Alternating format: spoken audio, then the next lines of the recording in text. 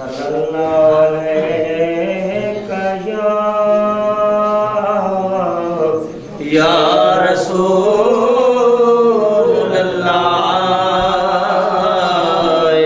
वसल्लम अलैका या हबीब सल्लल्लाहु अलैका या रसूलल्लाह वसल्लम अलैका या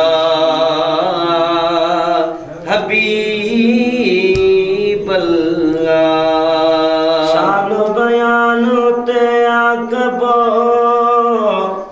ओजते बुदंदड़ साहिब ईमानु जे बेअदब ज्ञान बयान कबो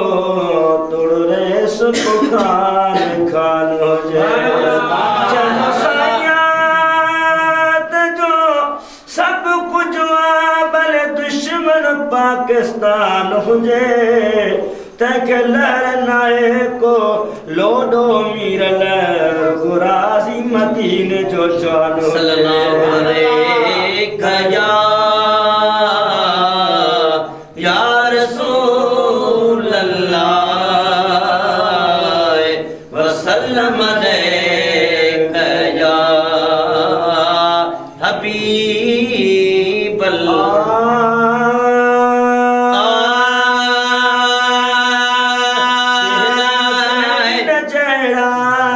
केड़ा कहे बिन जड़ा आयु वध में वध बदकार तब चंबुड़लायू यार हुजूर जे दामन में हुजूर जे दामन में कहे बिन जड़ा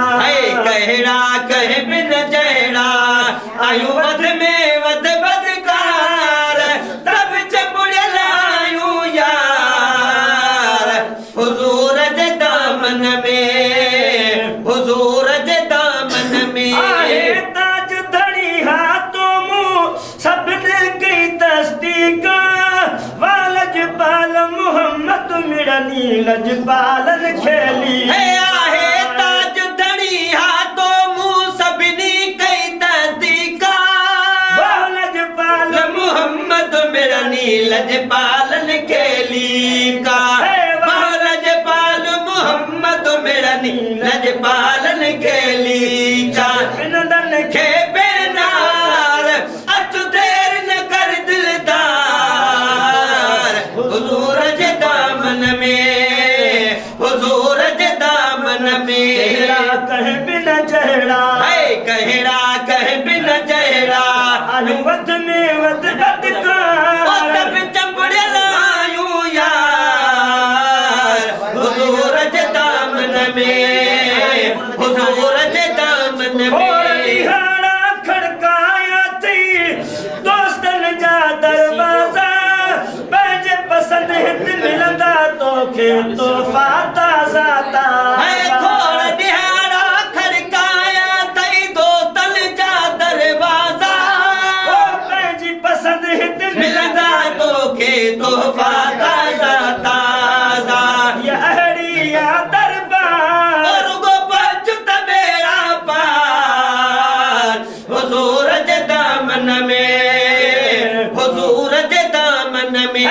शरज दी मोरन सा कमज़ोर रलायूं ईंदो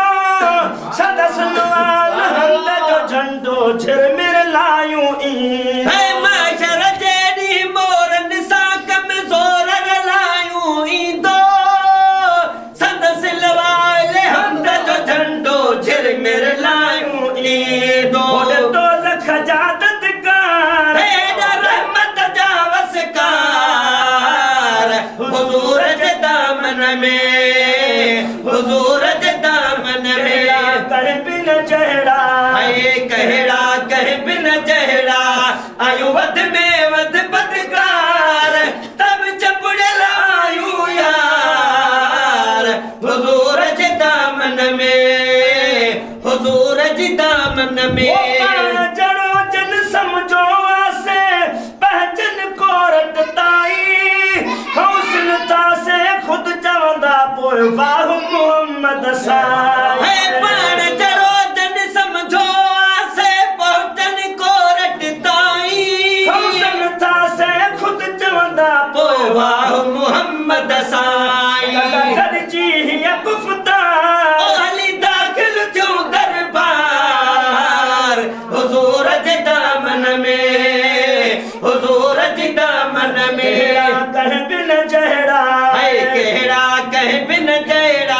वध में वध बदकार तब चमुड़ियल आयूं यार हुज़ूर जे दामन में हुज़ूर जे दामन में मोहब्बत वारनि कान महबूब जी मोहब्बत काफ़ी आहे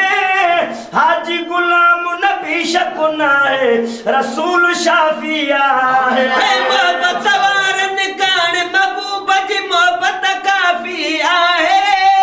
हाजी गुलाम नबी शक नाहे रसूल शाफी ओ आहे हाजी गुलाम नबी शक नाहे रसूल शाफी आहे मारी दा हुबदार खिली खुशी जा